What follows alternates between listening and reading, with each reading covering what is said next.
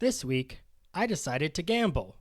Not at a casino, but with laptops. I ordered 10 random laptops, and I had no idea how old they were, what condition they were in, or even if any of them were fire hazards. This is why I will be having a fire extinguisher nearby in case I encounter a spicy pillow. I began opening the box, which weighs about 40 pounds, and the first laptop I take out is this nice looking Lenovo IdeaPad. The first thing I do is move it over to my workbench, plug it in, and turn it on. I first noticed that it had a damaged screen, and it began booting into Windows. I can see that someone else's account is on it, so it seems the seller doesn't care much for data sanitation. The next thing I did was open up the BIOS to see the specs. That's when I realized that this was not a nice laptop. It has a slow Celeron processor, 2 GB of RAM, and 32 GB of storage. When I opened it up, I could see that the CPU is passively cooled and that there is no option for a RAM upgrade. So this computer is stuck with only 2 GB of RAM. The next laptop I pulled out is this massive 17-inch Dell Inspiron E1705, which is from 2006. This laptop was quite filthy, and I could feel that it was completely covered in dirt and grime. I bring it over to my workbench and plug it in. After turning it on, I can see that the screen is pretty heavily damaged. After hitting the F1 key to continue, I can see that it begins booting into Windows XP. After it boots, I can see someone else's account is already on there. I take out a second screen and take a look at the BIOS. I can see that it has a 1.83 GHz Core 2 Duo processor and a total of 2 GB of RAM.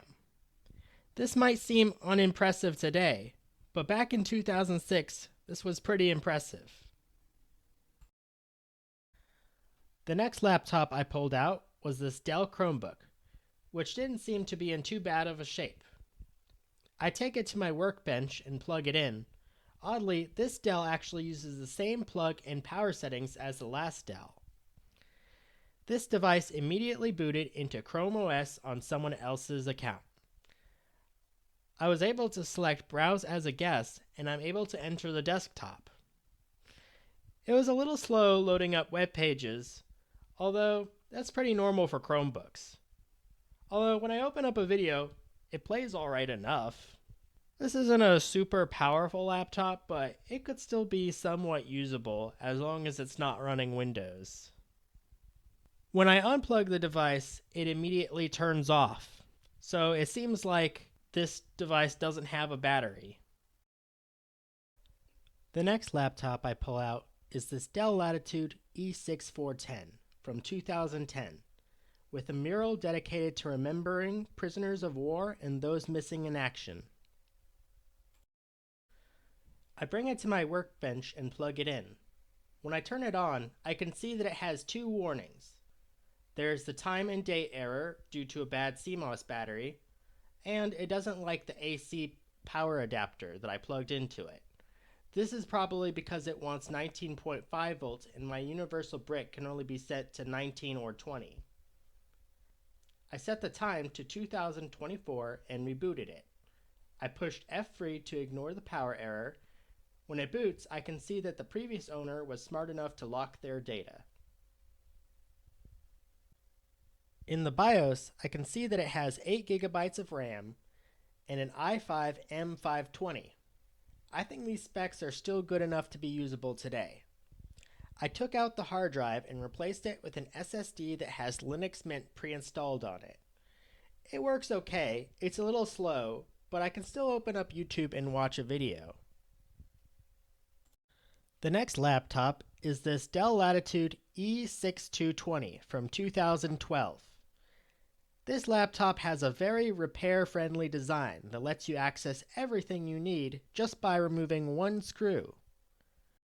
It does not have a hard drive, but I will at least see if it turns on first. When I turn it on, I see that it has the same power error as the last laptop. I enter the BIOS and see that it has 2 gigabytes of RAM and an i5-2520M. I think this one can be decently usable if I upgrade the RAM and install an SSD. The hard drive SATA connector is missing, so I can't use a 2.5-inch drive until I get one.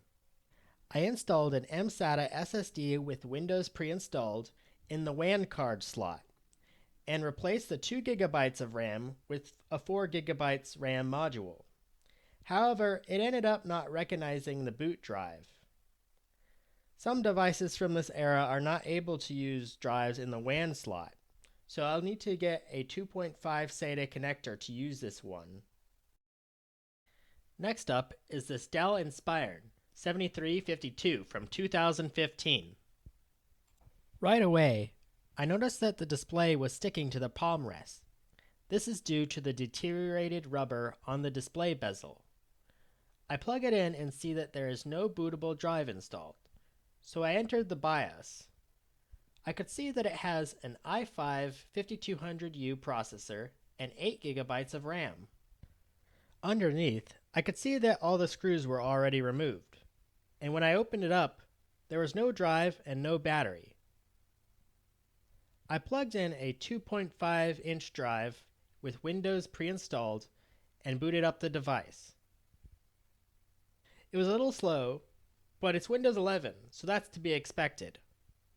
Also, I wasn't able to connect to my Wi-Fi network, but I could see the neighbor's Wi-Fi network, so that's something I may have to figure out later. Up next is this Toshiba Z930 Ultrabook from 2012. Okay, 3/4 of a Toshiba Ultrabook. This Toshiba is in pretty bad condition. On top of the bottom half not being screwed into the bottom, there is also damage to the right corner display bezel and the palm rest as well. I tape the speakers down, plug the device in, and turn it on. It says the battery is bad, although it doesn't even have a battery. Amazingly, the screen seems to be alright. I enter the BIOS and see that it has a 3rd generation i7 and 2 gigabytes of RAM. I decided to get an mSATA SSD and 8 gigabyte RAM module and install them in this device to see if it would boot into Windows. While the Ultrabook did recognize them, it would not boot to it. I plugged in a Linux and Windows installation drive into the USB ports, and it wouldn't boot to either of those as well. I may spend some more time later to try and see if I could get this motherboard to boot up, if I could think of a use for this motherboard in the future. Next is this massive 17-inch HP Envy 3290 NR from 2012. I noticed that at the bottom there are these soft pads. I think the previous owner must have had a hard time trying to move this, so these pads would allow it to be slid across the table like furniture. I opened up the cover and I saw that there was no battery, and also there are 2 hard drive slots. I plug it in and turn it on, and to my surprise, it starts trying to boot into Windows. So it seems like there must be a 3rd drive hidden somewhere in this laptop.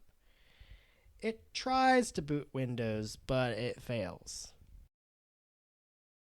I enter the BIOS and see that it has a quad-core i7 3720QM and 8 gigabytes of RAM. I plugged in a USB installation drive. However, when I tried to load Ubuntu, it failed with that as well. I believe it could be that this device is overheating, or maybe the power supply isn't providing high enough amps.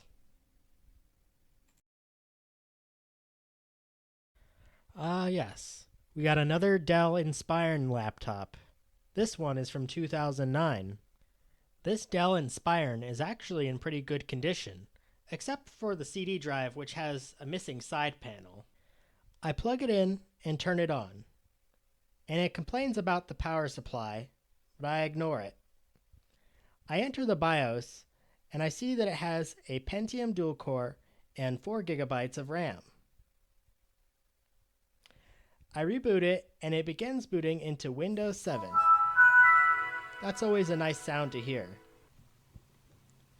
Once it's booted, I open up Google Chrome and go to YouTube. It's a little slow, but that's to be expected from its hardware specs. When I play a video, at first the quality drops to 360p. But when I give it some time, it plays the video fine at 720p.